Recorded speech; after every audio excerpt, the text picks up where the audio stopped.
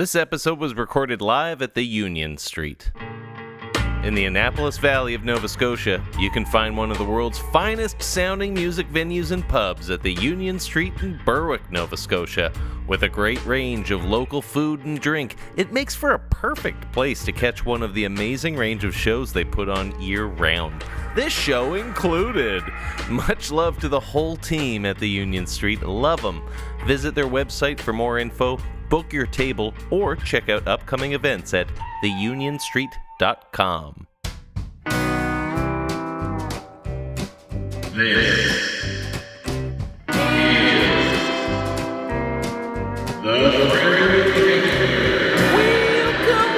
Welcome to another episode of The Friendly Heckler. This is the podcast where I record artists live in venues anywhere I can. I get them on stage before a live audience, and then I heckle them to play their songs. That's right, in the friendliest way I know, I demand to hear their songs and more about them as people. Is that so wrong? Who am I, you ask?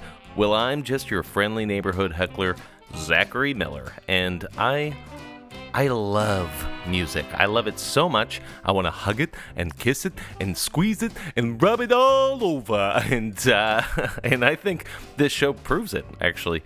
But I get to talk to some of the most amazing performers in some really incredible places, and live recording is just so spicy and dangerous. I just love the thrills I get from doing this podcast. So, thank you for listening, subscribing, and all that. The podcast is coming to you. Where are you? Are you in Sydney, Cape Breton on April 21st? Come see Cassie Josephine. Join me for a live recording at Island Folk Cider. Email me for tickets directly at thefriendlyheckler@gmail.com. Or are you in Berwick, Nova Scotia on May 9th? That's right, Berwick. Leona Berkey is my guest recording live on stage at the Union Street.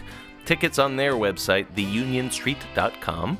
And tickets to Full Circle Festival in Avondale, June 22nd, sold out. Sorry, folks, but it's going to be amazing if you're there. So kudos, Full Circle Festival, on a great lineup and a great weekend planned. This episode, I get to sit down with someone I've actually known for a long time, and I've loved his music, but I finally get to know him better over songs and candlelight, of course. Pat Lepoidevin is such a gem of a human, across the board, really, musically, personally, as an educator, as a collaborator, and a community member in general.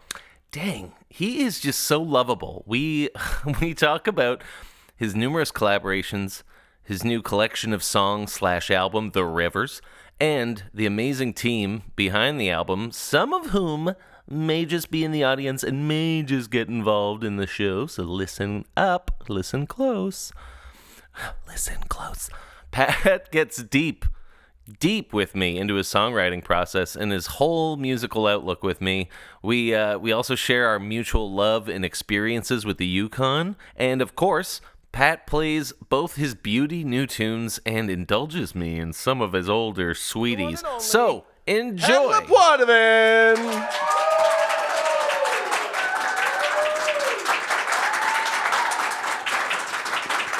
Oh, he just slapped every hand in the house. He kissed 3 babies on the way to the stage. Yes, I did. Wow, you are a legend. Thanks, everybody.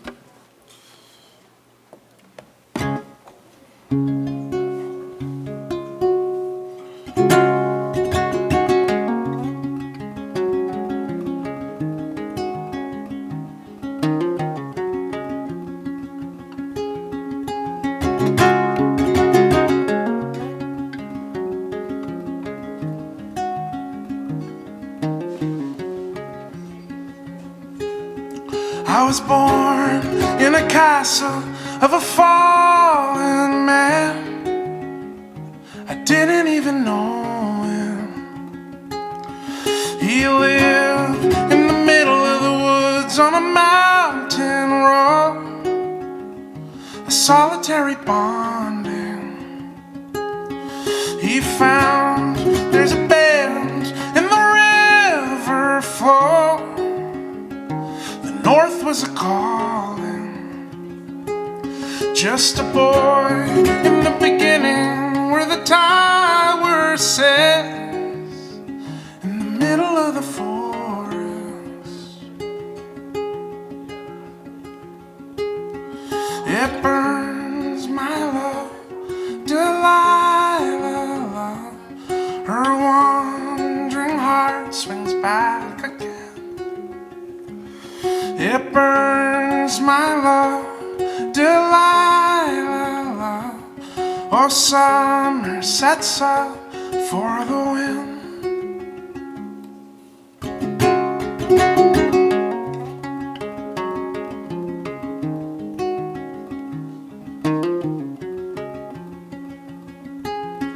I was born a dancer, not far from the rails, where we met up every morning.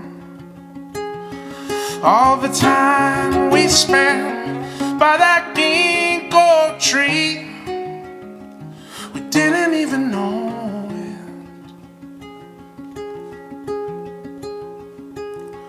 it. It burns, my love, Delilah. Her wandering heart swings back again. It burns, my love, Delilah. Oh, summer sets up for the wind.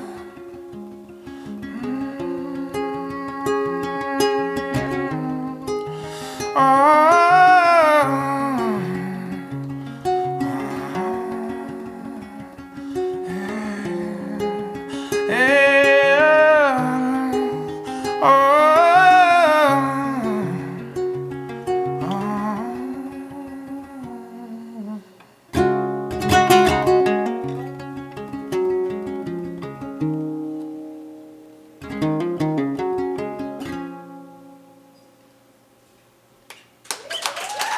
Thank you.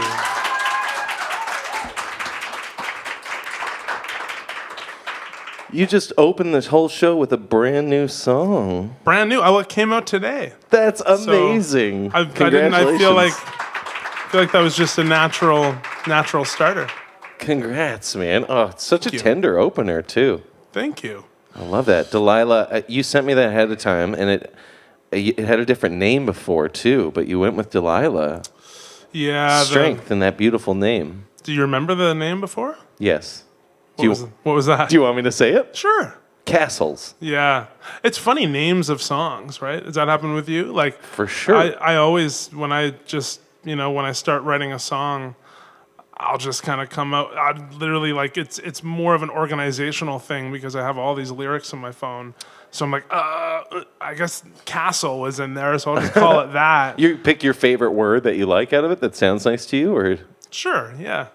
Do you try to avoid the first line obvious? is I was born in a castle of a fallen man. So I just was sort of like, well, castle is like, but then it just becomes this sort of life on its own. Yeah. Then it's very hard to change it. Yes. You know? Yeah. And I was like, but wait, it's weird that it's called castles. Well, it takes on it feels like two completely different meanings for the average like as the listener, I guess. It feels like it has two completely different meanings with different names. Like to me, Delilah, it's a sweet, tender story possibly about this person. But when you do call it castles and you start with that opening line, it's like, oh yeah, this is about, empires falling and colonialism being like, yeah, of course you were born in the castle of fallen man. And so I'm very happy that I called it Delilah. Yes. In the end. Yeah. Oh, it's wow, a we're getting opener. right into it. I love that. I don't fray away. Get into the fray. Why not? Let's dive in. It's nice to have you on stage. I didn't even light the candles for you, friend. Oh, I definitely need the candles lit. Yeah, you requested that, right? Yes, that was my one and only request in my rider was 2 candles lit on the table between us. It was still 13 pages, though. I don't know how you did that. Just blank pages, but 2 candles. Yeah. One on the first page, one on the last page. Okay, there we go. The ambiance is set. I love it. Okay. Let's get back to where we were, Pat. We were talking about your youth. Are you from New Brunswick? No. No, you're just from the East. No. Not in any way. Doesn't your bio on your website say you're from the East? I hope it doesn't, but Okay. maybe it says I rest my head in the east. Yes, you are from now, right? Now I am from the east, Yeah. absolutely. Now I'm from very, very close to here. I live in the little town of Windsor, Nova Scotia. We love it. Sweet little village. But I was born and raised in British Columbia. Oh, Yes. Yeah. you are a mountain man. I did grow up in the mountains. For the listeners who are just getting to know Pat, Mountain Man is an early song of Pat's that I fell in love with when I first saw you. So, wow, good to know. You are a mountain man through and through. Yeah. Oh, 100%. Yeah. I spent my first 18 years in a little tiny town of Princeton, British Columbia. Beautiful. Yeah. And then, so you do have a connection to the Yukon then, eh? You went out there a lot. Yeah. I've been up to the Yukon many times. I went to play the Dawson City Music Festival in 2010. And with my very good friend and collaborator and drummer Matt Sardi, and we toured. We like before a much more before a lifestyle that involves a 2-year-old and a full-time career, and like Right. we've settled here, which is we cannot be. We're so happy that we settled here. But I have before that I was touring a lot, just sort of kind of a road warrior.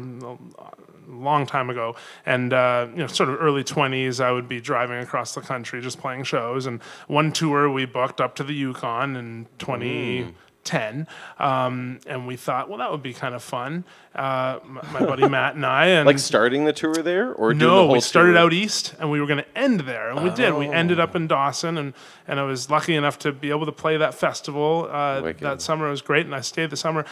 This whole story is going to the fact that I'm heading back up there this summer for Matt Sardi's wedding, because he never left. Nice. We landed in Dawson City, Yukon, and my good pal is now getting married there, and he's lived there for the past 13 years or something. Amazing. Yeah. I totally, the part of me wants to just run away to there all the time. It's a place that story is not actually that unusual. Yeah. A lot of people have gone up and just kind of stick around.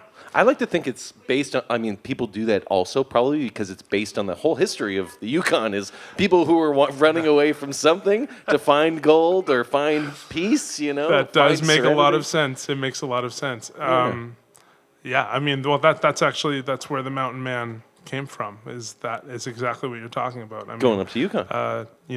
One of the one of the original miners, but a miner from he must have had a mine in the 30s, 40s, up in Dawson. That's the this Mountain actually Man. based on a real That's- person. Yeah. Cool. His dream was to cut out the woods and make the most northern green golf course in the world. Oh my God. And he did. Wow. And I was the manager of that golf course Are you serious? for like 2 months. That's it. Summer job? Yeah, summer job. Cool. How old are That you? summer. It was 23-ish. Whoa. Okay. 23, 24. I had Right. golfed a handful of times. But that's really people golf this course a handful of times, so it was okay. I was actually a pretty decent manager of this golf club. I imagine. I mean, you're it a was, decent human. You can manage a golf club. Yeah, I mean, that happened. And so the Mountain Man was the gentleman who owned that golf course. Like that was his dream, and he was a gold miner, and so I used to sit in the clubhouse and watch because he would actually just sit outside smoking. And it was kind of a sad story. He'd be sitting outside and he would just be looking at this golf cart. There's this pink golf cart in sort of the middle of the grounds. And that was his past wife's, who had just passed away maybe a year or two before. And so that was sort of, that golf cart had not really moved. And it was kind of that was a scene, and that's where that song came from, Mountain Man. What a beautiful dedication to this guy. I know Yeah. I'm not going to make you dig that song because I don't want to make you play too many old songs tonight. I want you to be able to play some new stuff because you have a sweet new record out. But I mean, I just talked a lot about it. Maybe I should play it. I guess do you have it in your back pocket? Sure, we can Really? play that. Sure. I guess it's okay. If you're good with it, I'm going to friendly heckle you to do it then. I'm good if I'm okay with that. Okay. I just have to do a little bit of Oh, you retune the uke all the time, eh? a little bit. Wow. A little bit. For the listeners at home, Pat is playing a baritone ukulele made by Kala? This is a fascinating ukulele because it's got a really great sound, and it's a really cheap uke. Like, I just got this, gosh, I don't know when I picked this up, but I've had it for a long time, many years, and it's just, I really love the sound of it. And I'm always a real proponent of don't go out and buy a super expensive instrument unless you really like the sound of it, I guess. Or unless you're like a super instrument yourself. True. Well, even then, I mean, it's still like, it's all about the feel and you know, what it sounds like to you. So Yeah. this is really aged well, I think, and I love this thing. It's a little, all ukuleles kind of just always go out of tune, but as do the bagpipes, and so I'm just sort of, I play a lot of very finicky instruments. But you're so not finicky yourself. Am I not? I don't know. I don't think so, but maybe Allie could tell me otherwise, your wife. Anyway, should we give this one a go?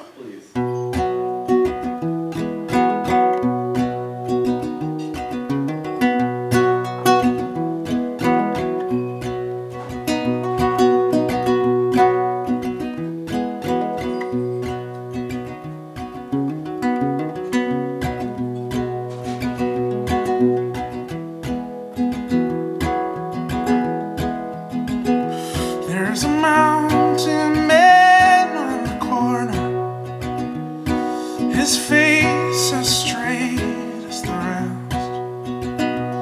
He gave his town to the kids, and he lives deep and dark in the woods. Oh no, no, no, no, no. No, no, hey, hey, hey.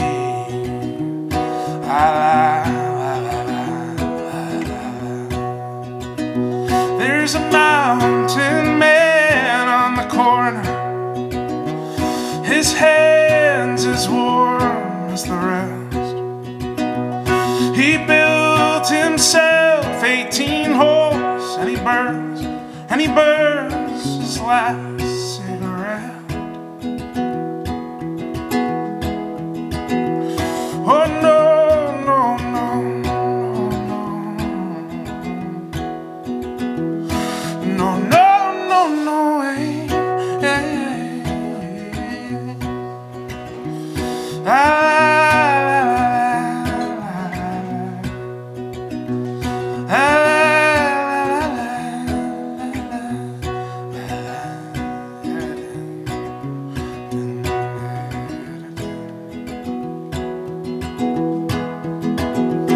There's a mountain man on the corner, his feet as tired as the rest. He lost his love in the fire, and he sits with time on the porch. Oh no, no,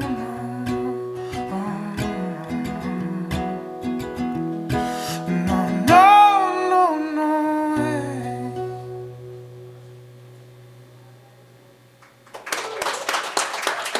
Thank you. That song has aged very well, my friend. Thank you. Yeah, that's the Mountain Man. That's an early song for you, too. What, second album? Very early. Yes. Crazy. Because it would be Highway Houses, and because Moonwolves was the one that brought us up to the Yukon. Oh. And then sort of Highway Houses was written from a lot of those stories, including that one, and Travels on the Road, and yeah. Jeez, did you even feel like you had a home back then? Do you just Not feel like really. it's This two-door Toyota Tercel. I mean, I almost stayed in the Yukon too. I thought I was also kind of hang. I really don't want to use the word stuck because it's not what happens. Like it's not like people want to stay there. It's an incredible place. You don't get stuck. But I felt like I maybe was stuck because my car did break down, and it was just sitting in this. It was just sitting in this parking lot, and I was like, okay, it's over. Like I was young. I'll stick around here. I'll be here for a winter or two, and I'll just kind of lay my hat here and play songs and work anywhere, whatever. Yeah. The golf courses. That's your cottage. And like now. I was like, the Toyota is gone. Like this thing I had put so many kilometers on it. I'd toured a lot with it already. Wow. And I was like, it's got to be. It was like leaking some oil and stuff. It was weird and like just leaking fluids. It was whatever. So I was just it was just hanging there, and I was like, okay. And I just didn't do anything with it because that town is so fun in the summer. So we were just doing so much. We were just having so much fun with everyone. It was just sitting there. And finally was like, okay, I should get this thing towed. Like probably a month or two later, like we should tow this to a place and actually see if it's totaled. And it was just like a screw. Like it was like literally like a $10 fix. You were willing to ditch it though. Your soul wanted to stay. I wanted it gone because like then it was a sliding door moment a little bit. This car, because I was like, oh, okay. So then I did like 2 more tours across the country with this car, and then ended up here. So you tightened your loose screw, eh? I didn't. You had a loose screw in the head, though. Obviously, maybe a little bit. It was like, should I stay? I'm feeling a little loosey. Yeah, that happened. I can't believe you ended up on the opposite side of the country in the end. Well, I mean, I had a lot of connections here and wanted to end up over here, and that's this is where I went to. I went to university out here. Okay. I met my wonderful wife here, so nice. Yeah. Well done. Well done. It's absolutely true. Yes. In university, that's where you guys met? Yep, but also in the Yukon. Oh, Yukon first, but didn't get together until you came out here. Sorry, I want the full story. Gosh, you want the whole story?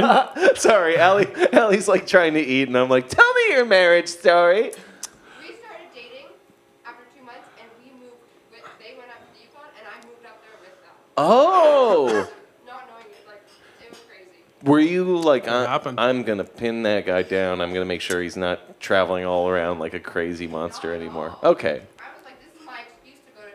Nice. Yes. See, I haven't been to Dawson. I only got to Keno, but I felt that draw. Like, it's a neat place. Yukon is alluring. Yeah, the north is just honestly quite an alluring area. I mean, I think everyone should head to the north at some point. We have to experience it. Yeah. It's a neat place. Will you play me another new song? I think I want a new song again. Sure. Oh, I heard Trouble Coffee. You want to do Trouble Coffee? Are we getting right into that one? Okay. Really? Do I jump right into things too far? You're making me feel like I'm aggressive. I love it. Let's do it. Okay. This song hit me, dude. I thought it was really cool. You do give off aggressive vibes. Stop it, Pat. Really, Just play the song. Friendly heckler. Yeah, imagine it was actually an ironic thing, and then I was a complete dick to you the whole time. When Chris Robinson was on the show, he said that he would be the unfriendly heckler sometime. So one day... He would be an unfriendly He's so good at it, though. And you know what? He's got the sweetest heart, though, so it's just that he's really good at insults. It's 100%. A skill, eh? I wish I had that skill. Alas, I'm poor at it. I can't even insult myself. Okay, Trouble Coffee. Okay.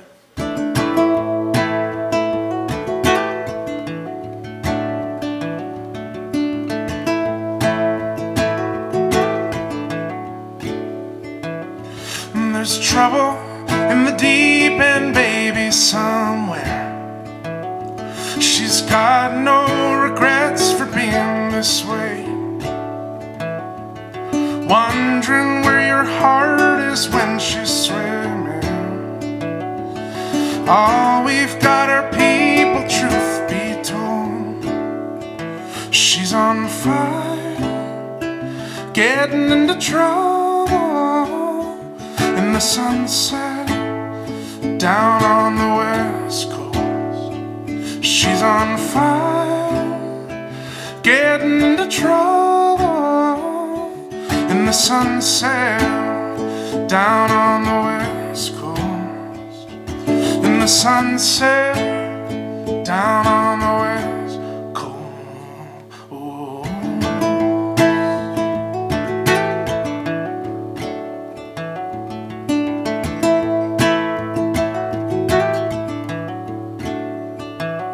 She's swimming with the coconuts and travelers,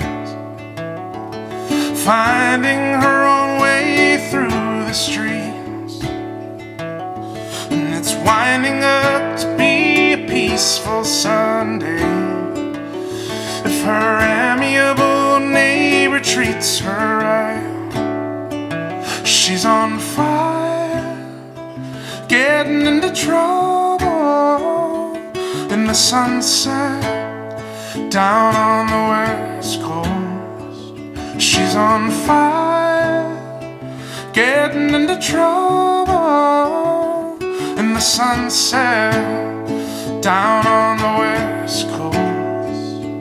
In the sunset down on the west coast.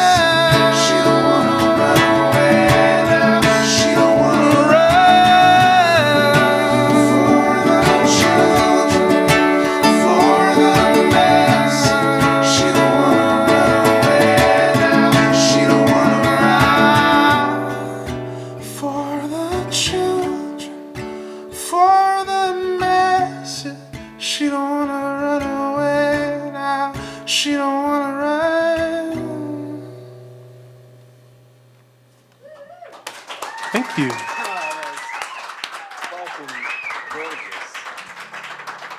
Wow, wow, wow, wow, wow, wow. Thank you. That's why you were like, oh, we're jumping in, eh? Because I'm about to blow your fucking mind, man. That was, seriously, that was really gorgeous, Pat. Great job. Thank you. Man. For the listeners, you are using a loop pedal. Yeah. And you're not using a harmonizer. That was you creating those harmonies live. Yeah, that was something I used to do quite a bit. I was, I think I was kind of one of the, I don't know, like there weren't too many people using these things. Like 13, 14 years ago, I was asked, I actually got this pedal from like a Boss loop pedal showcase thing happening in Halifax. And, oh, cool. And they were like, oh, you're using one of these things. Cool. And so I just, I was using it there. And I actually was using a Japanese one. Like it was called, I think Digitech. I don't know if that was Japanese. Yes, I remember that company. Digitech had some great stuff. And they had this wicked little blue pedal. And Boss was like, we really want you to play this showcase thing, which was cool, but I needed to use their gear, so they gave me this ginormous thing, and I've just kept it ever since. I just held on to it. That's awesome. Did you hide the Digitech under it and just pretend to use the pedals? Right. And you're like, oh, Boss, classic, like Edison. That's funny. That Digitech was way ahead of its time. It had a memory card in it, and you could save everything. It was amazing. Yeah. When I first saw you, which would have been at some point when you lived in Toronto, you friggin' lived all over the country. So when were you in Toronto? Toronto was 2014. 2014. Good memory. Wow, awesome. Yeah, So you would have been using like that pedal then? Probably. Oh, Yeah, for wow. sure. Yeah, it's a good station. It's just ginormous and heavy and Yeah. kind of annoying. But it made an impact on me because we played the weirdest little gig That's right. at a martini right. bar on, oh God, I can't even remember what street in Toronto. Doesn't I matter. think it was on College Street East or something. But we played at this shitty little martini bar, and it was pretty much us separately, and then Dog is Blue played. And Oh, yes. I love those guys. Yeah. And the owners of the bar were sitting there drinking the whole time. That's fantastic. And they did not care about the music, but they booked it. They booked it. Yes. Yes. But you blew my mind that night with the loop pedal and the That's baritone cool. uke, and it sounds like Mountain Man. It still Yeah, stuck with me, cool. man.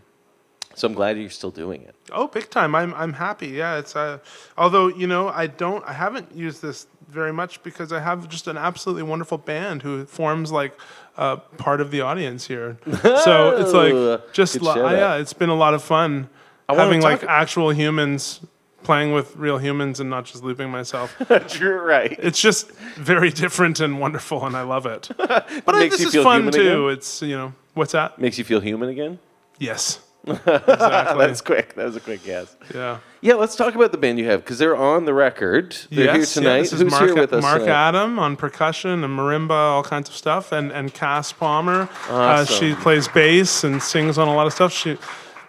Who knows? She might get up here. Who knows? Oh, you can We'll use my see. microphone if you want.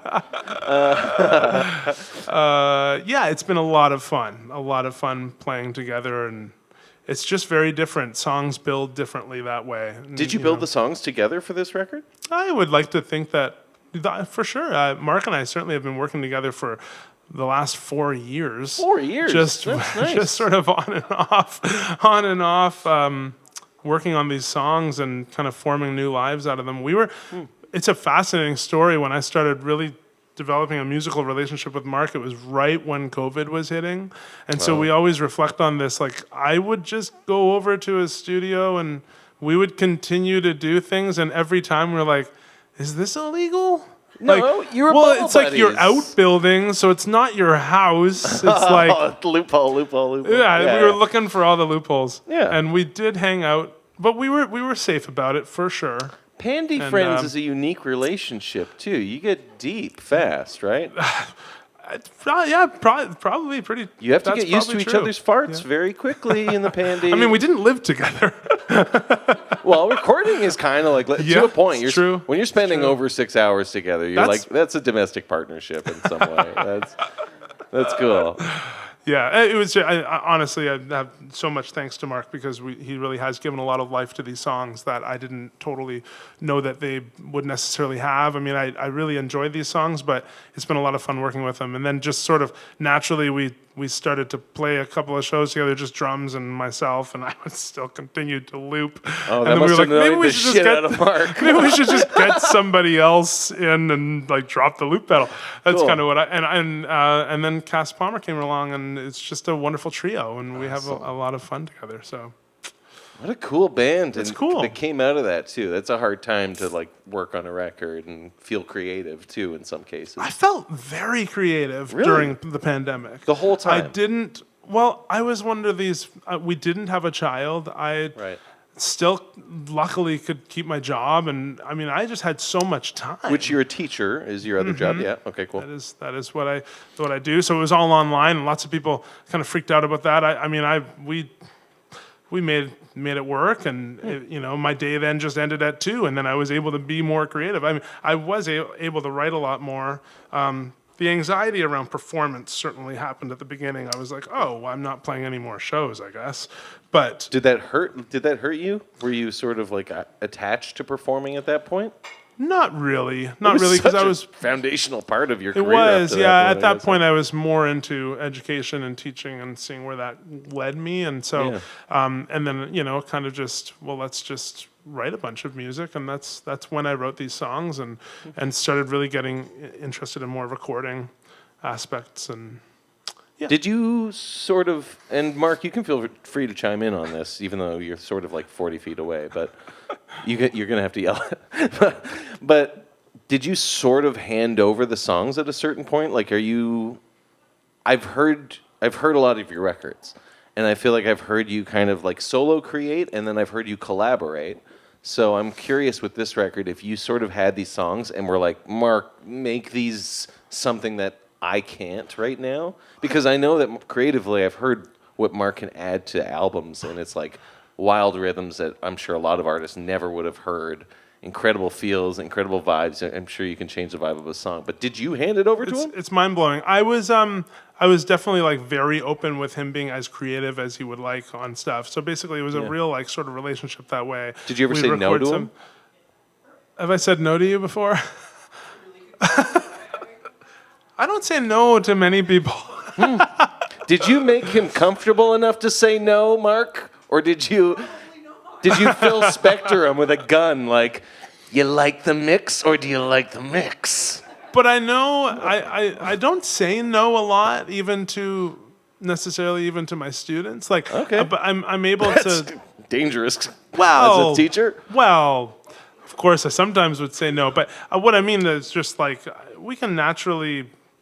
I don't know. I like to not make much negativity happen in a relationship, so I'm just sort of Cool. like I would just sort of I don't know. Like we would. I might really enjoy something Mark has added to it, but then I would look for something to change, and we just sort of grow together that way for sure. I'd come up with little ideas, you know. Yeah. I mean, yeah. No, I don't think that would really flow very well in a studio scenario, and I've seen bands break up over that stuff. Right, Like when yeah. you just are like, oh, that sounds awful. Like I'm not a guy to create that kind of not that would necessarily create conflict. Yeah. But I just am like, I like that the warmth that working in a studio brings.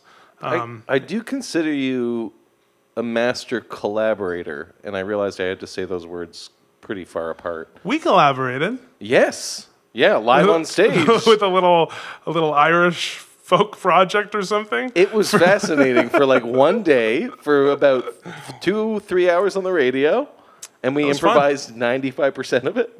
Yeah, that was fun. It was very fun. It was super fun. Actually, that was something I was thinking about when you were playing Treble Coffee, Treble Coffee, is the chord progression's so cool on that. But Cool. You're one of the... I have no idea what that means. For the listeners at home, Pat's eyebrows just like met his hairline. He's like, whatever, okay. But you're also one of those artists who, when we jammed, you were sort of like, I don't know what these chords are, but this is what it sounds like.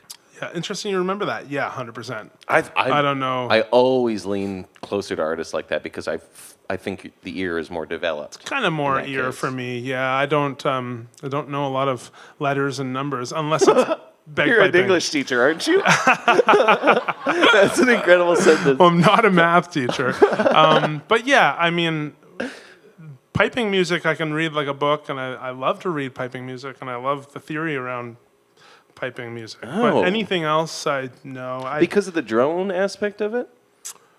It's an interesting instrument. There's like, I really wish I brought them. It's unfortunate. Everybody, But that's even okay. the listeners at home, are extremely disappointed that you didn't bring your bagpipes tonight. No, I'm just kidding. We're fucking recording this in the It East would've been Coast. Of fun. course, we have a lot of people disappointed. Anyways. Is it the drone aspect, though, that you enjoy, No, like the theory around that and bending the drone, maybe?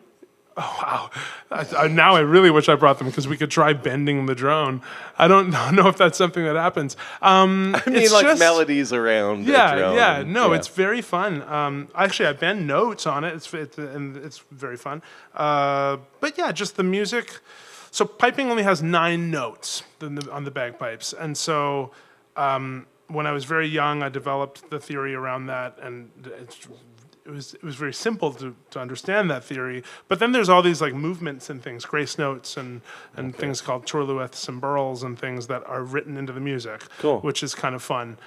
You like that language? Yeah, I love that stuff. I love that stuff. But and I just know it really well. And with guitar, I was never, and I was like the only instrument I was really formally taught were the bagpipes, and so I was never taught any lessons with guitar. And maybe I would have felt similarly, I about theory around guitar and ukulele, but I'm really happy I didn't. Like, I think that has created something that makes the music what it is, you know? Your playing style is completely unique. And now that you say that, you approach it like a bagpiper. Fuck, I hear it when you're playing.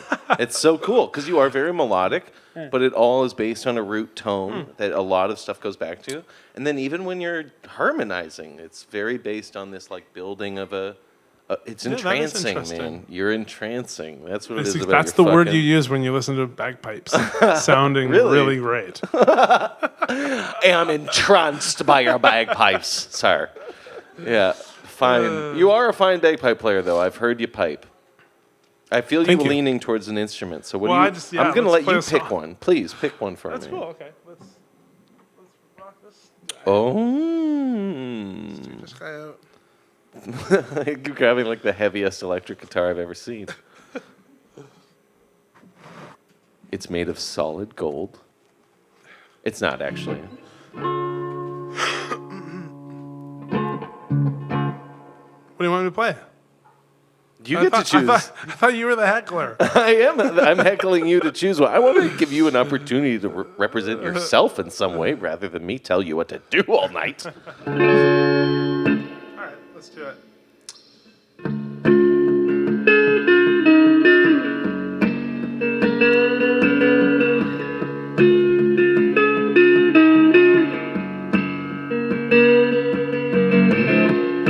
This is a radio broadcast operator reporting live from Tennessee. You won't believe what I heard on the airwaves last night. You won't believe what it said to me. I looked around for a witness. Please don't let me be the only one. They won't believe anything I said. I was alone that night when I heard the SPI.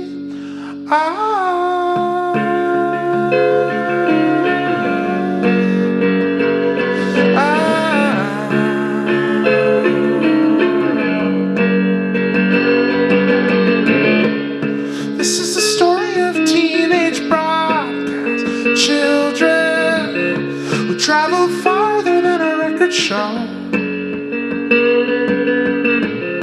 They have fond memories of Mrs. Smith's old math class. Now they're gone in an even flow. I looked around for a witness. Please don't let me be the only one.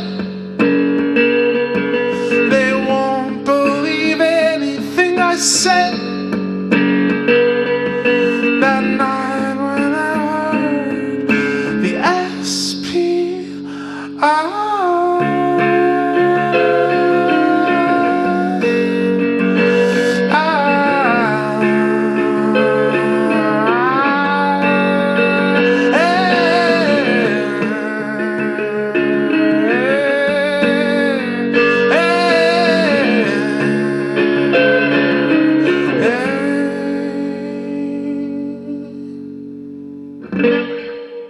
Yes. That's fun. Thank you. I'm so glad you played that song. Broadcast, right? Broadcast, yeah. This brings me to an interesting portion of the show to me because that's from a very cool record called Captain Miles in the SPR. That's correct, yeah. Thank you. I love it when the guest agrees. I love that album because it's a concept album about the coolest thing, which is I'll let you explain it, but it is two kids. Yeah, two kids, Miles and Lucy, head off on a kind of homemade rocket ship built from a kind of a junkyard in the future, and they were kind of just playing around, and they ended up building this thing that actually like went off, and they ended up being in it. And so they were living together in this spaceship, and it's all very fantastical. And actually, that whole story was built with the help of my grade 8 English class that year. Like, a lot of we were reading Ender's Game and some other kind of space fiction stuff, a lot of short stories and things, and I kind of had the original sort of idea of that junkyard in the future, and then they took that and we kind of built a lot of the sort of structure of the album that way. No way. A lot of the songs came cool. from just sort of the conversations from the class, yeah. I love the aspects of it cool. too, where they get around Saturn and they write about that. Yeah, it's sort of like the middle of the record as they're wrapping around Saturn. They decide to come home. I love because they get homesick too. Yes, and then they were homesick. Beautiful. We really tried to figure that out because one of the class kind of just sort of agreed that like there's no real like epic climax. It was sort of like they get to Saturn and then they're like, well, we probably should go home now. That's how a grade 8 student sometimes thinks. And I was just Those are good kids. Let's do it. Yep, that makes sense. I gotta get home. It's getting dark out here and cold. It's like, but they don't meet someone along the way. Like, nope. Yeah. They just, okay, cool. They get to Saturn and then they realize they forgot a jacket. So they have to go home and get it. Man, dude, you should have been in the class. I do have Track 11 could have been the red jacket. I do have the mental acumen of an 8th grader, so I appreciate that. But then they come to the world and it's completely destroyed at the end, and then it becomes this whole climate change song or album about the world ending, basically. So then the red jacket's probably not there. Wow. Dark turn, though, dude. Dark turn. Now, but the concept album, that's just one for you. You do have a few concept albums, don't you? Suppose I do, yeah. What's the other one? What American are the other ones Fiction is Yes, the concept very album much for you. so. It's very cool. Very much American so. Towns. Yes, Every yeah, that was song. sort of me trying to discover some sort of an American identity. I'm half American. Weird. What's that like? Just kidding. I'm just kidding. What a stupid question. And that's a really great question, and that's what my question was years ago when I was writing that material for that album. And that was also very nostalgic. I love to write a lot of music that's sort of steeped in nostalgia. And so with that album, actually, my really good friend who I grew up with. And when I say grow up with, like when you live in a small town, like we went to like mom and tot skate together, and then now he is still my very best friend. And he at that point in his life kind of just didn't know quite what to do. It was after university. Yeah. His name's Lewis Smith, and he ended up just coming and living with me in Wolfville for a year, and he wrote stories to all these songs. You guys wrote from that those songs in Wolfville? Yes, much? That's crazy. A lot of them. Yeah, a lot of them in our little apartment that we had. Beautiful. And I'd write the songs, but he helped. And then he wrote a book of stories to go along with it, and that's how we toured the project with the record and the book. It was really cool. And you sold books to go with the record. Yeah, That's little awesome. books that we bound ourselves, and then Such a beautiful looking record. it was too. neat. Like he was sort of exploring writing, some creative writing, and so he wrote I think 6 stories to go along with some of the songs. Nice. It was super cool. And so how we discovered those towns was really we just sort of closed our eyes and just put our finger on the map, and we found these phenomenal stories from these little towns. Wow. And that's, That's so cool that you're like sort of how it worked. you're a historian, ethnomusicologist, and just a songwriter, just looking for material. It's a really ambitious project in the end, actually, and that's was why I fun. think it's a cool concept album. Yeah, that was very much, yeah. I think Moonwolves is kind of a concept album too, in a way. It feels like they're all characters, dude. Yeah, it is a bit of a concept, sort of. That was, yeah, I mean, a lot of fantasy there for sure. Like, yeah, that couldn't be like a Pat Lepoidevin self-titled album. No. Really? I don't think that could be, no, because it definitely did have this like sort of, I don't know, every song sort of blended together there in some sort of fantasy world of Moonwolves. They're really cool characters that you ended up writing about. Thank you. There was one that stuck with me, Ringo the Rat. I like the name of that one a lot. Yes. But I think I'm going to friendly heckle you for the... Oh, God. Okay, cool. Really? If you don't want to, you don't have to. It. No, absolutely. I just love the name of the song, and it was from an early era of your playing that I was like, this is far back, but I fucking love it, and I feel like anybody should bring this song back, because it's very interesting. It is. It is indeed. I love that you know exactly what song I'm going to ask for. It's called I Saw a Fox Drinking Outside a Bar in France. Dude, come on. If you're going to friendly heckle me, you got to know the name of the song. Damn it. Well, you shortened it when you responded to me about it. And then I was like, I didn't even think to call it I Saw a Fox. I see a fox drinking wine outside a bar in France. I was close. I was so close. This is a really funny song. I mean, when you sent me that list of songs, everything kind of matched up, and I was like, oh yeah, okay, cool, that one. You know, it's funny because these songs have attracted characters, and that's a lot of what keeps me writing songs are just like letters and notes and things that I get at these shows and just throughout my life. And like at one show I played in St. Andrews, New Brunswick. Beautiful. This woman brought this gorgeous painting that she had like spent a lot of time on of a fox drinking wine outside a bar in France. And I was like, that's cool. It's like, really? Like that's the song that hit it for you? Like it's not like a moon and a wolf or something. Like it's okay. Right, cool. you put so much effort into the theme, but and then I also had another guy. You know those like big, massive vehicles that are sort of off-road. Like they're definitely from Europe. They're like they're like campers, but like they look like they belong on the moon. Have you seen those? Sprinter vans? No, it's like more like it's off road. Like Yeah. these tires are ginormous. Anyways, one of those guys was traveling across the country, and he was like really into Ringo the Rat, and he just came to Sackville to film me playing Ringo the Rat because he loved this song so much. Oh, I'm glad you didn't say he gave you a rat. I was sure you were. It was funny. So yeah, I mean. If people connect with these songs in different ways, I'm into it. When I look at these lyrics, I'm like, I wish I could say that this is from a time in my life that I just like was always on shrooms and just sort of like that's how this. But I wasn't. I was like I was a very sober kid, really. Like I don't know what is going on with this song. I love that you have no control over the song. It came to you, man. This is a true friendly heckle. Let's do it. I haven't played this in years, but we'll give it a go. Thank you.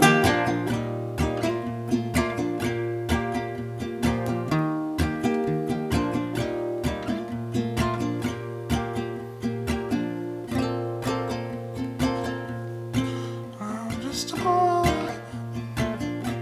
Oh, am I playing the right song? No, you're playing Ringo the Rat. Oh, am I actually? Oh, that's awesome. Oh no. Okay, hold on. I tangled your brain. I'm so sorry. Wait. You're doing the thing from the Mr. Show.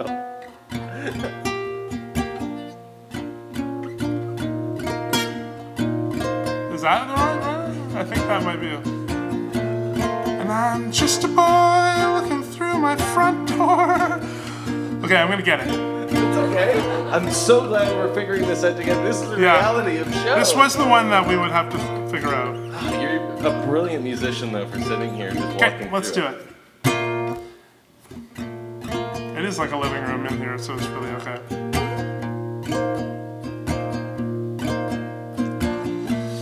And I'm just a boy looking through my front door window.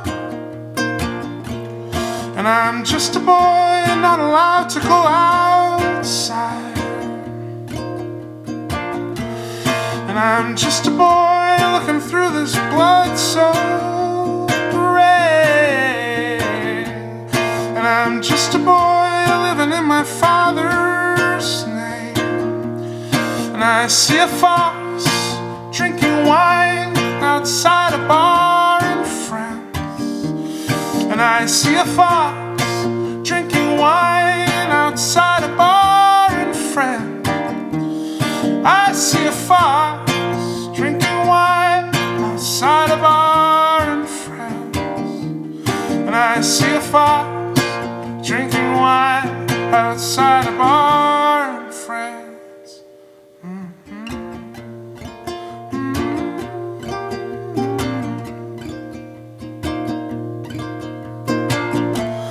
And I'm just a boy looking through my bedroom window.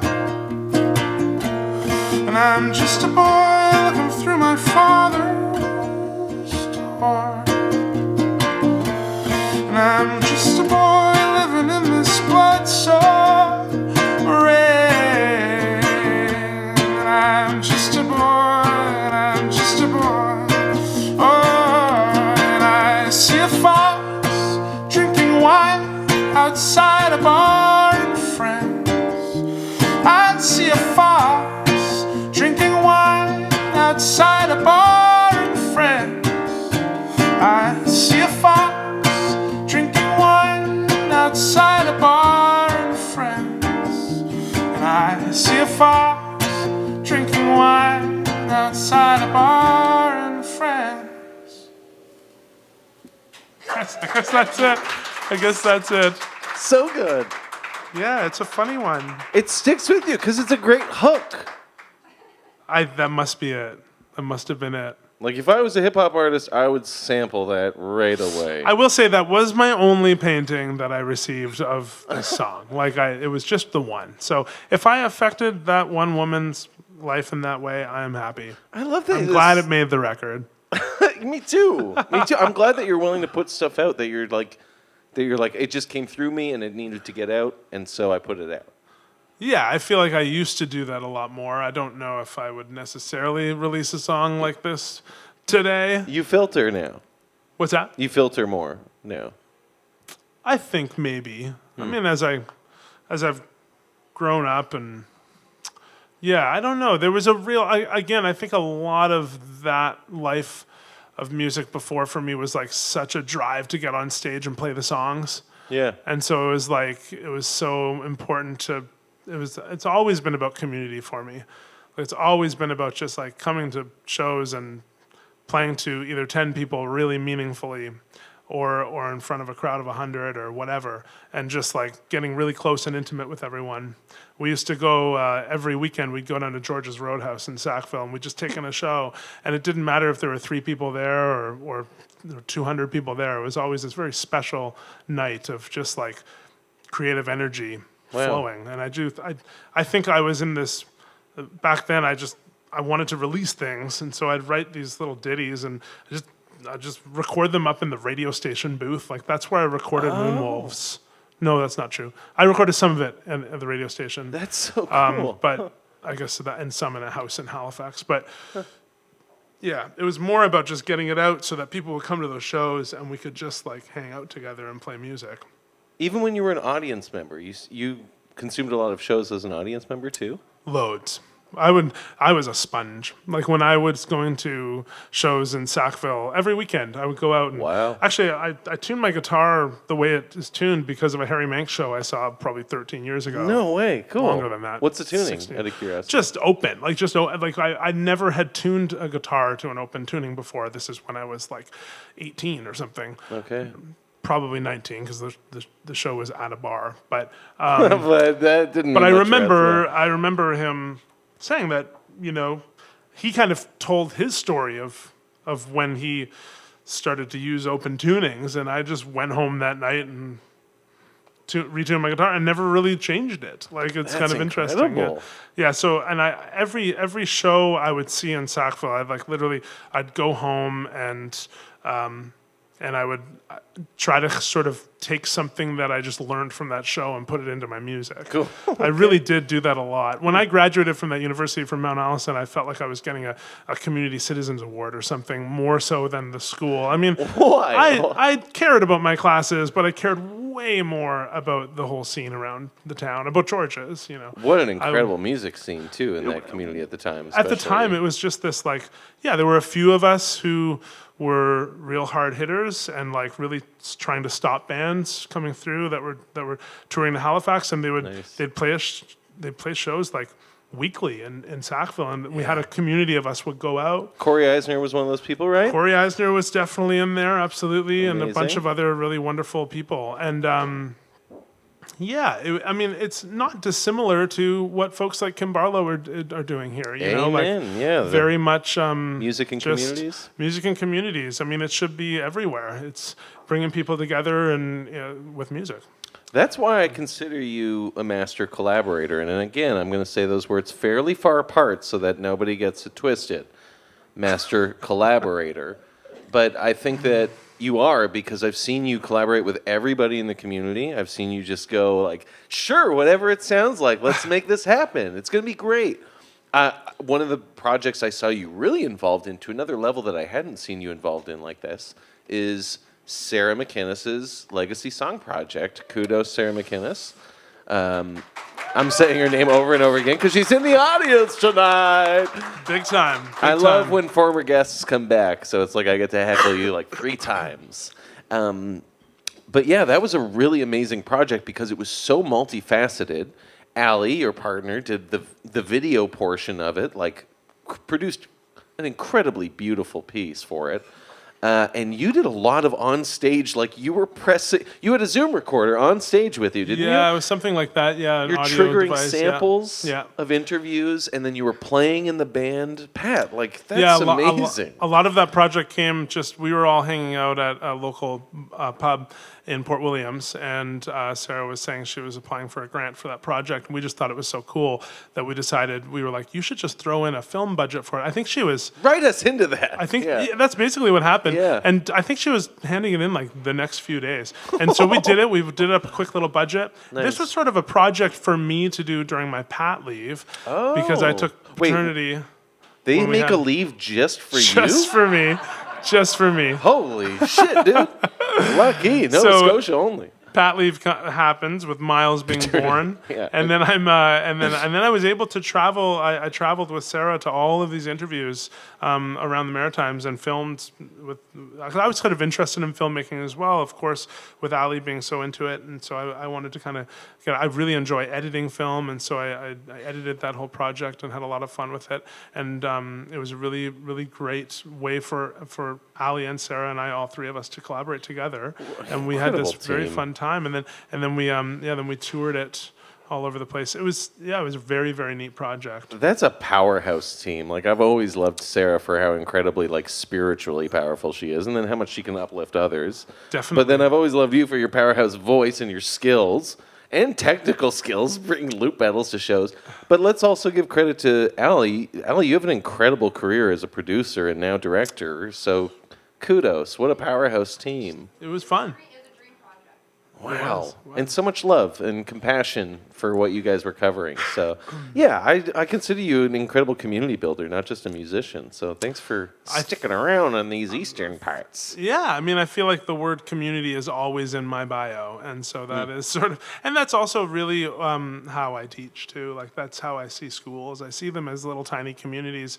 And so I really tend to I instill those values in my students and as well as my colleagues. And shit, that's cool. It's very cool. And schools are cool, man. It's cool. Don't drop out.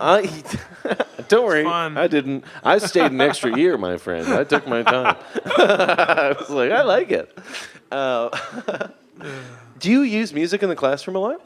Yeah, I was just looking at, it's funny you say that because I was just watching a video that we filmed with one of my other classes from pre-COVID. And I used to take my students everywhere, and we went to... Sneak them into bars and stuff? Yeah, totally. Well, I did sneak them into Charles Austin's recording studio in Halifax, which is kind of a bar. Anyways, no, it was fantastic. And so we wrote a song together with... after reading a book, and then we went there and we recorded the whole song together. Oh. And I was just watching it, and I was like, wow, that's interesting. That happened a lot more before COVID. I feel like those types of things, and then I've got to get back into it. But that kind of thing slips. that kind of thing. That kind of thing's very cool. It's neat to to answer your question. Yes, I incorporate lots of music. I used to incorporate more, but yeah, that's a very cool job. It's fun. It's a cool job, and it's a tough job, so I respect what you have to do. But the fact that you can integrate your own interests keeps it interesting for them, I'm sure. So thank you. Also keeping music alive in the classroom. There we go. I mean, it should be alive in every classroom for sure. Really have you ever looked yourself up on Rate My Teacher? That's a great question. I have. Yes. Yeah, I have. But you know what? I don't think I'm ever on there because I don't think kids know how to pronounce my name or spell it. Ah, c'est magnifique, my friend. That's great. No way. It's like, I wonder if that's me, like Mr. Band. No. 1 star? No. Once, That's not me. yeah, that can't be me. Yeah, you're out to get me. Yeah. Oh, that's awesome. I actually, I know for a fact that you're a good teacher. I've heard good reviews. I mean, I love my job. It's fun. I also, this is how fucking good of a teacher Pat is. I love that I'm swearing right before saying that.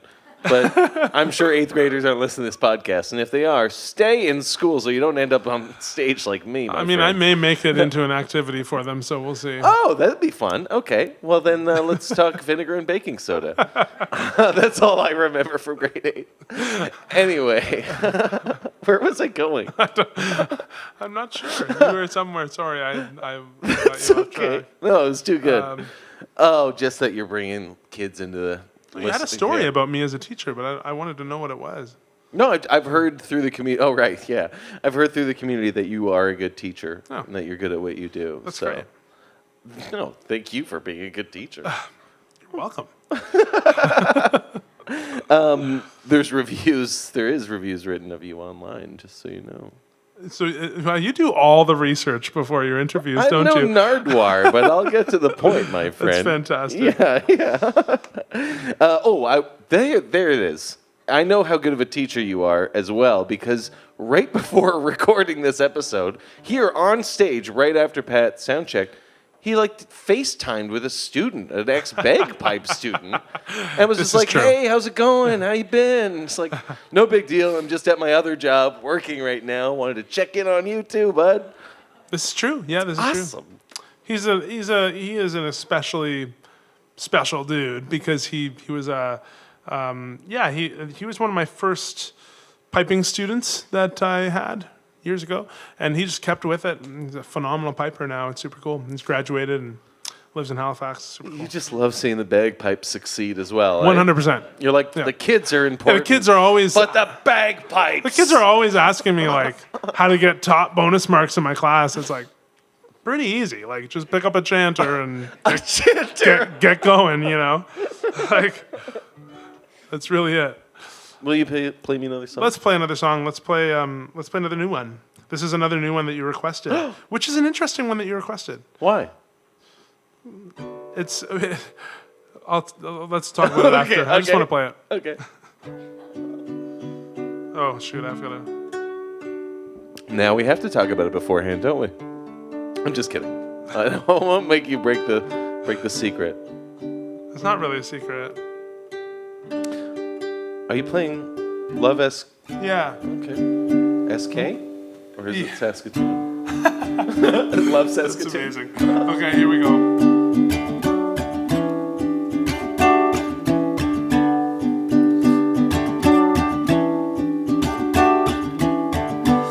Up on the ridge to nowhere, you ride on.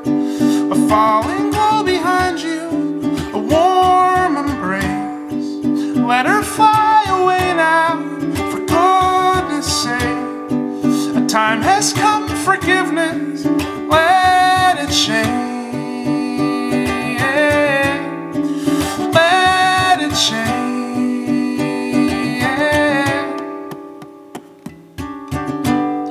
We've fallen out of rhythm, but all I want is more. I'm pulling at the silence of you, me, and the farm.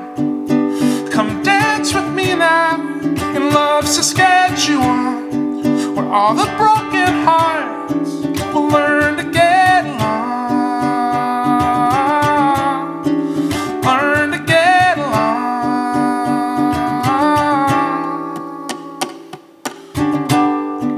Sailing into this time, or strength in all the storm. Find out there was nothing breaking us apart, despite the open skies.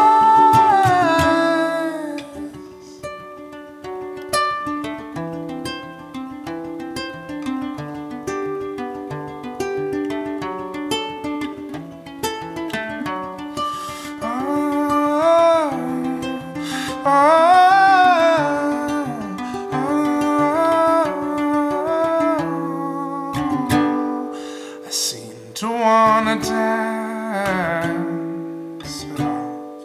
I seem to wanna dance it off. I seem to wanna dance it off. It seems we wanna dance it off. It seems we wanna dance it off. It seems we wanna dance.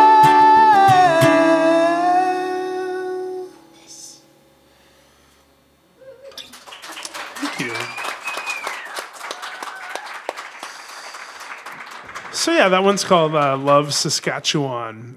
It's a real village called Love. And it was, again, one of these times I was just sort of in a bit of a block.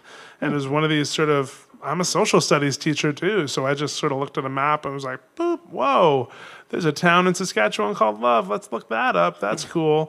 And they play with it. Of course they play with that. Like, it's called Love. So that's, Yeah. no one goes there because it's in the middle of nowhere. But of course the town council has to do something. Like, they're like, our town's called Love. We've got something, you know? Yeah. So of course there's this massive fence with just all these locks on it, and you can go and like put your lock on it, and The parade. it's kind of cool. So I just kind of wrote a little love ballad and turned into something. That's so beautiful that you love Saskatchewan.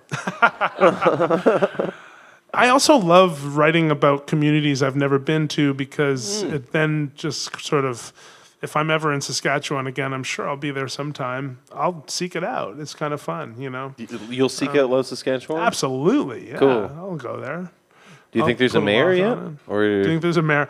are they It might be a unincorporated? hamlet. I don't know. Like, I feel like a lot of towns just never even got incorporated across the country.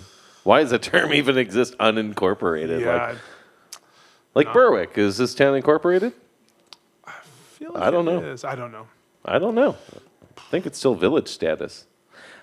A lot of villages. Sorry, but Yeah. it's an interesting song to throw in the new record. Like this, I asked you if this record was a concept album because I thought it was. It seemed like this collection that was moving Yeah. a certain way.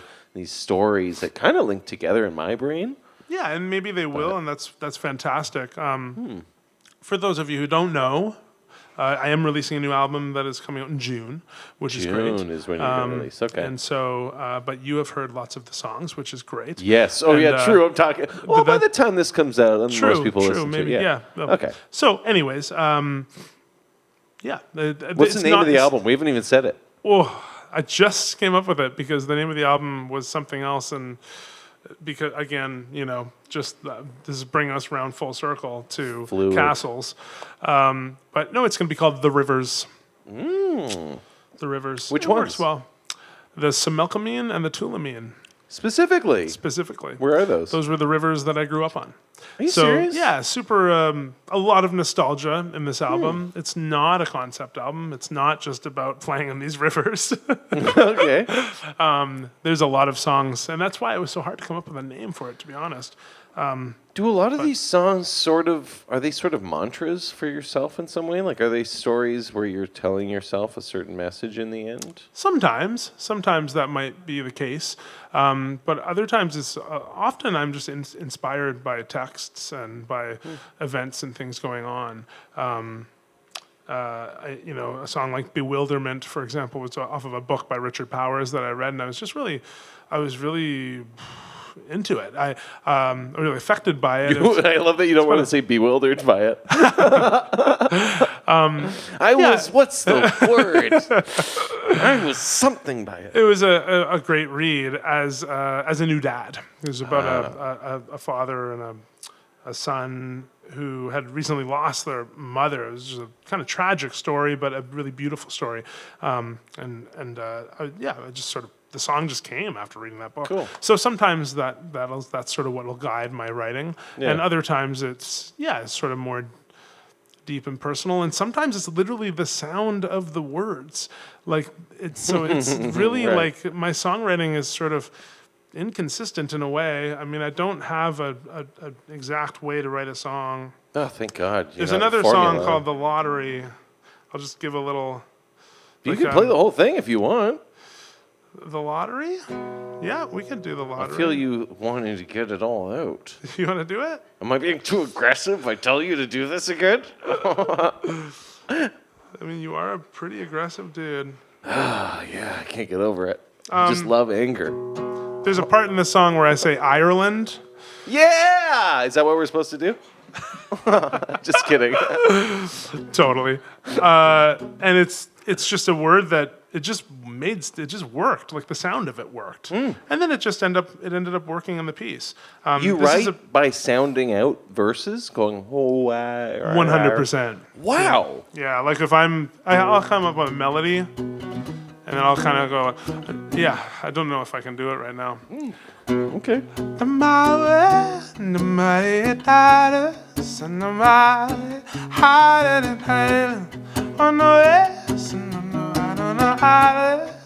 Something like that. And then like a word will just sort of come out of nowhere. And See, it'll be for like a second, I was like, he's singing an Irish song. Is this Gaelic? He's fully getting into it. No, I mean, that's how you write. Often. Thank you for letting me into that. That's crazy insight. So this is about another short story called The Lottery by Shirley Jackson. Pick up the pieces of this house, fold them back for more. May all the wonders win. Darling, in this town, the day has come for the rallies. Around, yeah, you're jealous, falling in a way now. Out of it, Ireland. Hey, chicken, the color rise, fall and the stones get thrown in. I don't wanna be around. Hey, chicken, the neighbor, won't you? Heaven is way down. We're not far off from a war now, burning with our freedom as the lottery begins to set in. The dust won't settle until you're in the chorus, pulling on the reins of old man Warner, of old man Warner.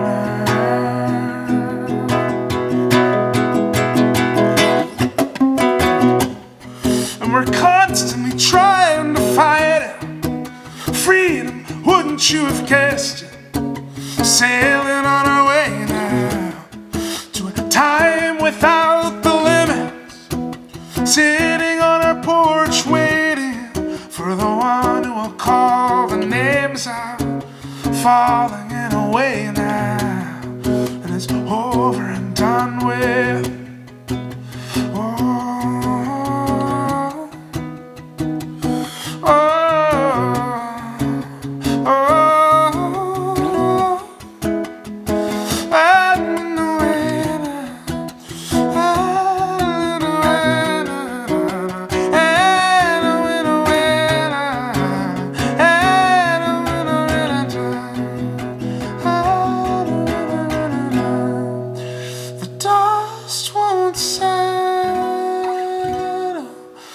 Till you're in the chorus, pulling on the reins of old man Warner. No, the dust won't settle until you're in the chorus, pulling on the reins of old man Warner. No, the dust won't settle until you're in the chorus, pulling on the reins of old man Warner. No, the dust won't settle until you're in the chorus, pulling on the reins of old man Warner.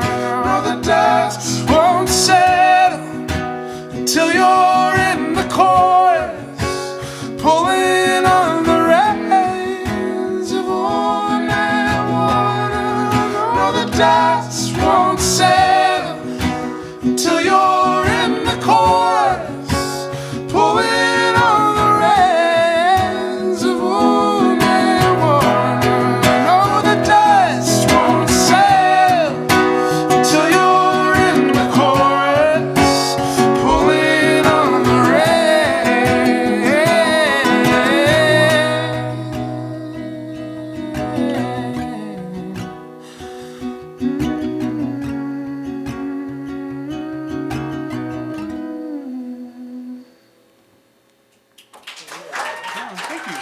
Thank you. So that you heard the Ireland. Where? I don't know. Yeah, of course. You're right up front. I love how you looked over at me. Ireland. That was great. Yes. Yeah, that's Yeah, so I mean, beautiful. Did you, when you guys did it in studio, did you get a chance to like multi-track like that too and build your vocal parts like that?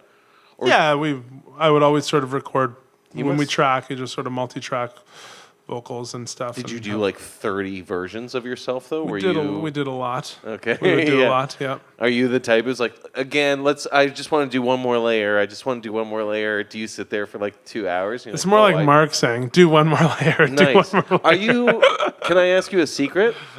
Yes. Mark is nodding. Do you say you're not recording certain takes and then press record?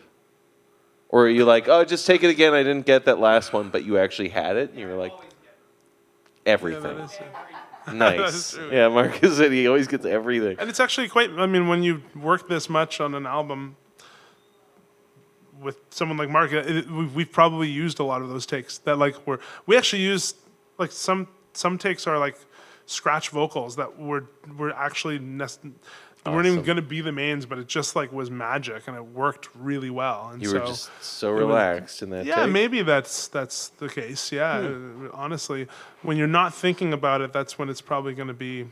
And then you probably would know that from your experiences recording as well. And I just love spontaneity and improvisation and whatever Yeah. happens too. Yeah. yeah, We were talking a little bit before the show, and I want to get back to this little thing that we're talking about, is that with this new record, you don't even know if you want to make physical copies anymore, right? I mean, I don't know if I'll go as far as saying that. I probably will press something. Maybe but like the pre-order situation, like if people maybe want, yeah. I'll do maybe a GoFundMe for records or something. But I mean, the reality is there are,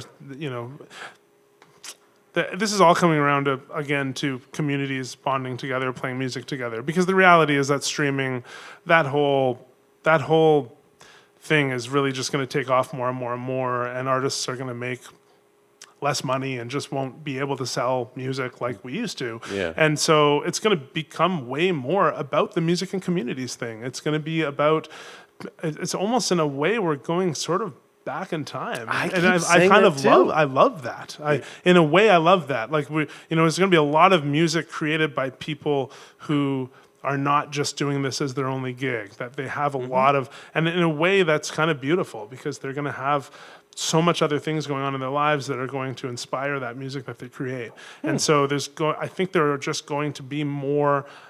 I don't think it's a coincidence that music and communities is as successful as it is in this world of commodification of mainstream and all music with these streaming services. And, When you say music and communities, you're referring specifically to musicandcommunities.com that yeah, I Barlow think is so. starting? Yeah, But you but also mean in just general. music and communities in general. I mean, there's probably just going to be more of those types of more gathering and just playing music together for the sake of music. Yeah.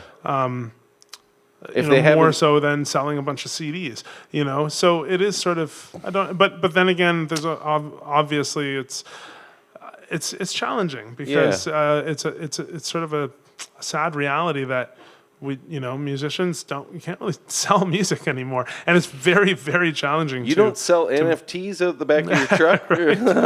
That's what I'm doing. It's challenging to make any money off of streaming services, but the industry just kind of shapes itself in different various ways. I mean, of course, you can do stuff like sync and film and TV and all kinds of different. There are other options out there to help finance your creation, but I think it's going to become. I think it's going to become more important for people to just gather and play music together. People from all over the place. Has music on the internet ever meant much to you in your vision of what you want to do with music? Like, have you always been like, I'm always going to gig, I'm always going to play? Or has the internet ever been alluring in terms of like recording and putting out a product? I mean, I think a little bit. Like, it's what happened today is fun. It's incredible that I can wake up in the morning and have a blog from Portugal find my song and post about it at like 2 in the morning. At like 2 hours after it was released. Like No that way. is pretty cool, you know, and like, Yeah. you know, getting emails from folks from a man in India who like the Moonwolf departure like helped shape who he is as a person. Wow. You know, getting those letters, they're not letters, getting those messages means the world to me. And I mean, if it wasn't for something like Spotify, and then that probably wouldn't have happened. You know? So Interesting. I really think that the connection there is really neat, and that'll continue to happen. But how challenging that continues to be to make an actual living out of it, it's I don't know. We talked a bit about the alternatives to something like Spotify, like Bandcamp. You and I were talking about before, and I think Bandcamp. I like the app. I like the way it works. But what do you think? What do you hope is the future for something like streaming? Do you have any ideas of how it could work other than sync? I do think there could be a big shakeup. I do think there could be. I don't think streaming's going anywhere, but I do think there could at least be a bit of a shakeup in the industry. Maybe a ginormous global artist, Taylor Swift. Please could, do like, it, Taylor. I could know you just- listen to this could show. just Come on. could just take all of her stuff off streaming services, and then I think everyone would maybe follow. I mean, it happened with the writers in Hollywood. I mean, like. Musicians can also go on strike if that is a thing. They but broke then what's our unions 100 Yes. years ago. But They then broke what's us up. what is that going to shape itself into if that actually happened?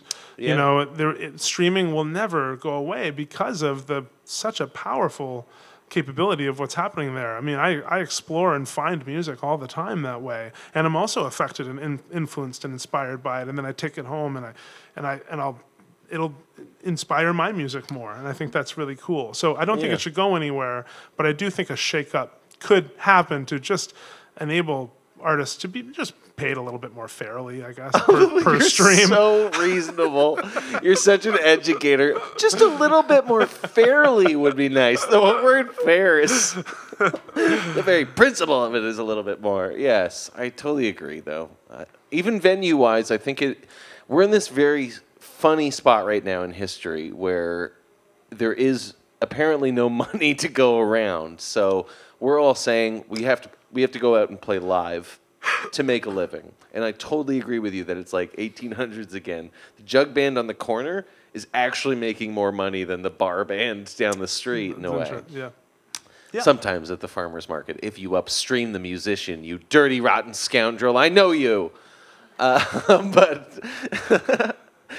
But I like that we're getting back to that time. In the same token, a lot of the venues don't even have the capacity or the live audiences to support paying live acts what they may or may not deserve.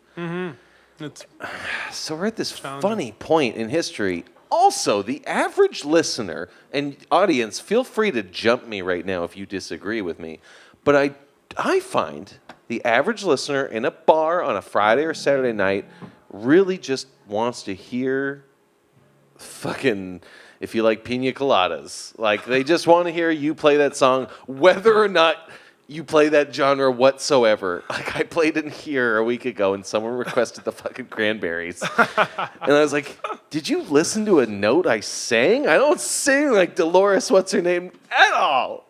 But fantastic. I get it. Totally. That guy definitely needs Spotify. He probably has never even heard of it. But we're at this funny point. Like, what do we do? Do we take it to live audiences, or do we go back to house shows? I mean, I thought we see the success with house shows right now. They used to be called which rent is parties in the cool. 30s, I guess. Yeah. True. Let's do the rent party. That's what this is, friends. So thank you for coming out. Totally. The tiniest clap. Somebody was like, yeah, guys, yeah. Did you just do the one hand? Should we get to one more song? I'm so sorry, but I've got to get home to my child, and we didn't just leave him there on his own. A 2-year-old. But I do need to relieve the grandparents. Should we do one so more? good. Yes, you're right on time. How did you do that? Sneaky. You have a Teacher. Yeah. Incredible. Well, Teacher. kudos to the mental clock. Then thank you, Pat, for being the greatest co-host ever and taking it out. I feel like I friendly heckled at the end here. You did. You did. Usually I have to watch the guest yawn, and I go like, all right, that's enough. No, that was fantastic, man. That friendly. I would not say a word if it wasn't for my little guy. I would have. Listen. I could be here for 10 hours. You just used fun chatting. You just used the greatest excuse in the book, though. Like, guys, I have a kid, so I'm out, dude. No. I appreciate that. You're obviously a fantastic parent, as well as a fantastic musician and community member. So thank you for doing this. Thank you. How are you going to end it? How are you going to sing us home? I thought a collab would be fun since you have you kept on chatting about collabs. Am I handing my microphone over? Should we do it together? I mean, it's not like a ginormous crowd or anything. It's like we can do this. This is a first. Cass, what's your last name? This is a first? I'm Palmer? surprised. All right, everybody, welcome to the stage. And listeners across the world, welcome to the stage, Cass Palmer, to join Pat Lepoidevin.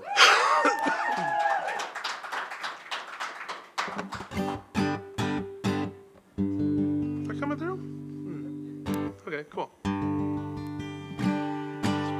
Oh, it's probably this guy.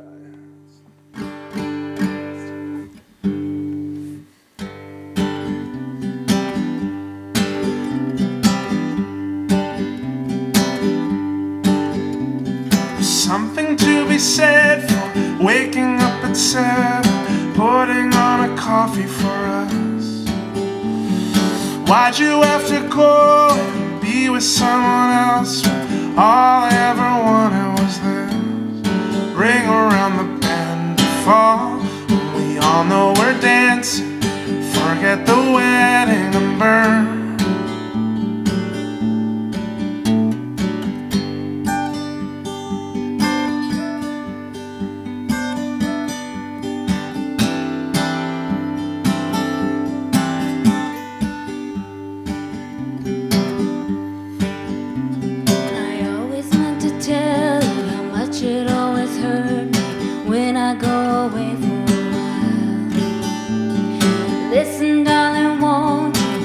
A little fire, just that it won't happen again. Ring around the bend to fall. We all know we're dancing.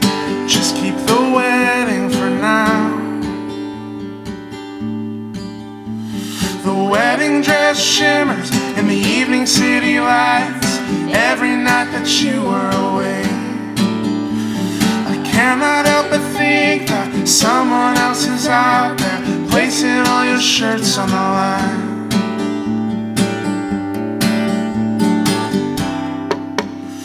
Baby, I don't need your love anymore. Set a course for time to sail away.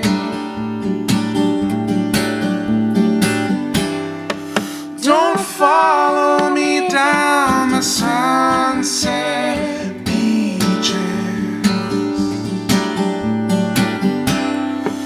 It'll never be worth your burning love. Your burning love.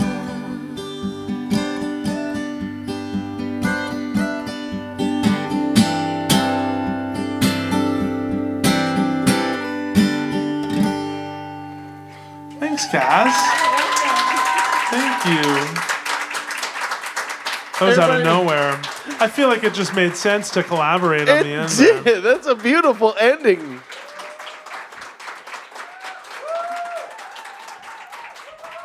Thank you. Do you have like a jingle? Like, do, Zach?